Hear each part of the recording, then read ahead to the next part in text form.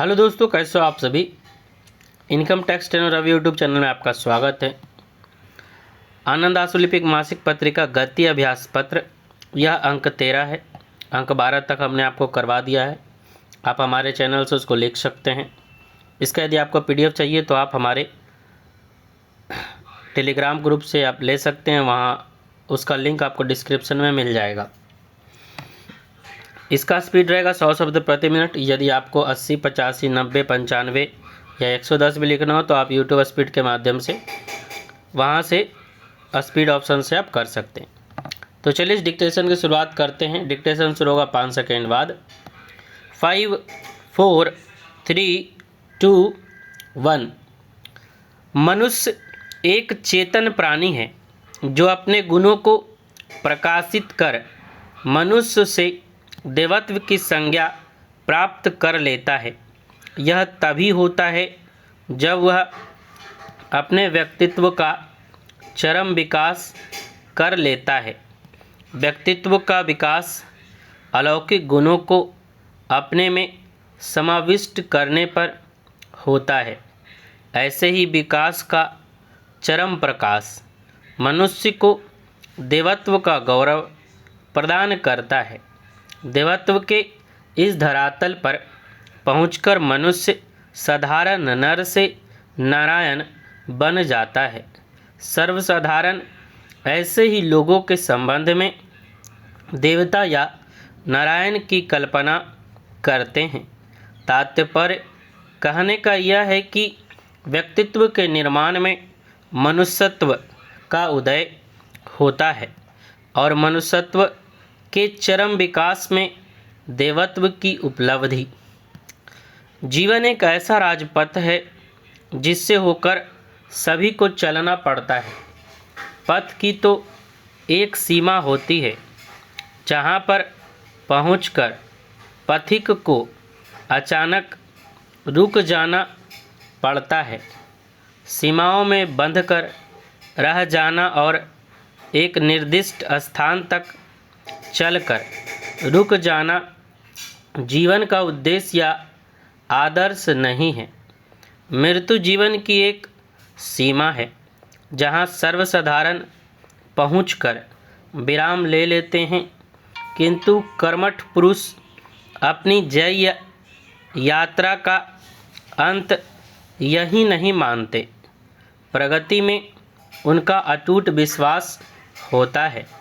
वे तब तक चले ही रहेंगे जब तक लक्ष्य को न पहुंच जाएं। जीवन के मार्गों का तो एक निश्चित ठिकाना होता है, पर आध्यात्मिक या पारमार्थिक पथ निस्सीम है जहां जीवन रुकना नहीं जानता।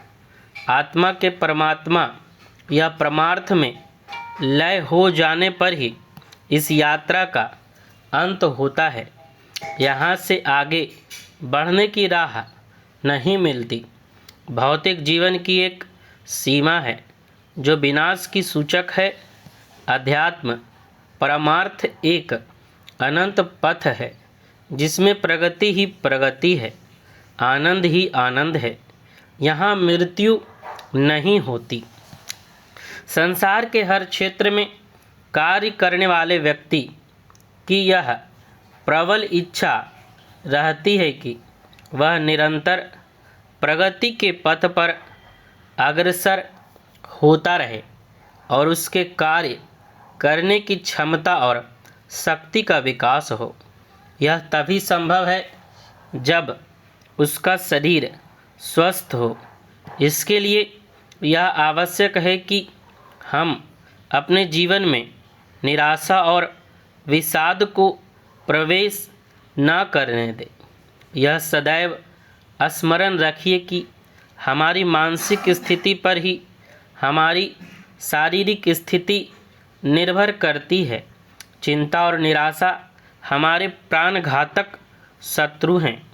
इनका हमारे शरीर पर बड़ा बुरा असर पड़ता है। अतएव इन्हें पास नहीं फटकने देना चाहिए। मनुष्य स्वभावतः दुख के नाम से ही घबराता है। लेकिन सत्य यह है कि दुख में ही मनुष्य के धैर्य की पहचान होती है। जिस प्रकार बर्तन को मांजने पर वह शुद्ध और चमकदार हो जाता है, उसी प्रकार दुख के द्वारा ही मनुष्य के व्यक्तित्व का परिष्कार होता है। दुख की आग में तप कर ही मनुष्य कुंदन की भांति दमकता है। सच्चाई यह है कि दुख वह कसौटी है जिस पर मनुष्य के गुणों और धैर्य की परख होती है। समाप्त। आशा करते हैं आपको डिक्टेशन अच्छा लगा होगा।